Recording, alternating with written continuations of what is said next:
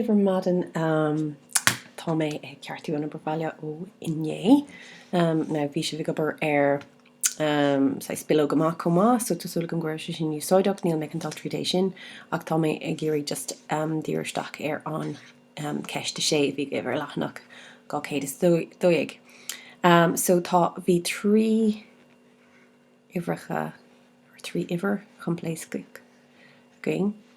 Bhí iad a bhreacha an léróid argáin dís. So cahar mód ai sin teagaí an nóid agus haon de trí cahar and then mód ai. So seo an cuid réadach, seo an cuid saoilteach. Okay, so tá Z a héanaan seo. Seacht mód a dó ai ríis teagaí seacht, súscadí dó.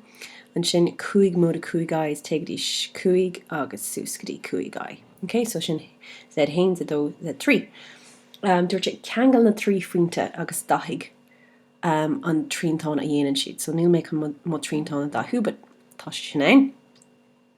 Má tá Z a cahar carm le sin, bracket gach cean in coimpléascaí seo a leannas ar léróid argáin céine. So we have Z hain mód a Z cahar, Z dó mód a Z cahar agus Z trí mód a Z cahar. So tá siad go léir inis an seo. So we have gamna scail hain lúd a trí ai, cahar lúd a dó ai agus dó mód ai. So hain lúd a trí ai,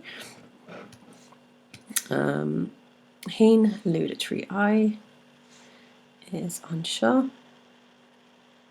An sin cahar lúd a dó ai, cahar lúd a dó ai an seo, agus dó mód ai an seo, dó mód ai an sin. Okay, so tá siad sin bracha. Tá mé can iad lipéadachar ar thuaí stéine. So tá siad san déanta going. Ceangal an trí pointe agus dathig an trítán nua. So we'll have mechanation a cheangalt. Okay, so sin gdí é seo. An sin cean eile gdí é seo. Agus an sin ríis lína eile. Okay, so is féidirling aiceáil ceangal an trí pointe.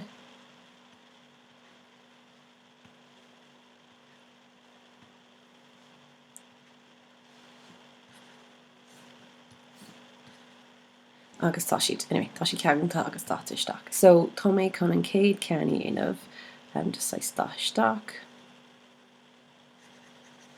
Agus tá an dar ceann inis táisteach comá. Féidirling aiceáil go bhfuil siad an croch chéine. Okay, go bhfuil siad an croch chéine fós, tá siad an méid chéine fós comá. Níl siad tréis a bheith tréis níos mó. Tréis bheith níos mó.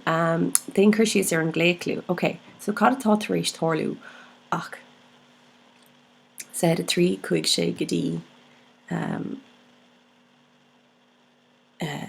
so seo é rád atá tréis tharlaú. Tá Z trí tréis dul ar chlé agus an sin síos. So tá sé tréis dul síos ó cúig go dtí a dó. So tá sé tréis trí a chailúnt agus an sin agus an sin síos ó cúig go dtí hain. So is féidirling aiceáil gur chail sé cahar ai den comá. So sais aistriú a bhí ann. So dá sé tréis sleanú síos an seo agus is aistriúation, a translation. Okay, an rud céine lei seo Z hain cúig sé an seo agus Z dó cúig sé an sin comá. So is aistriú é sin. Agus sin cad a chórlín nóir a simíonn tú nó nóir dealíonn tú. Iver coimpléascaí go bháin le iver coimpléascaí eile.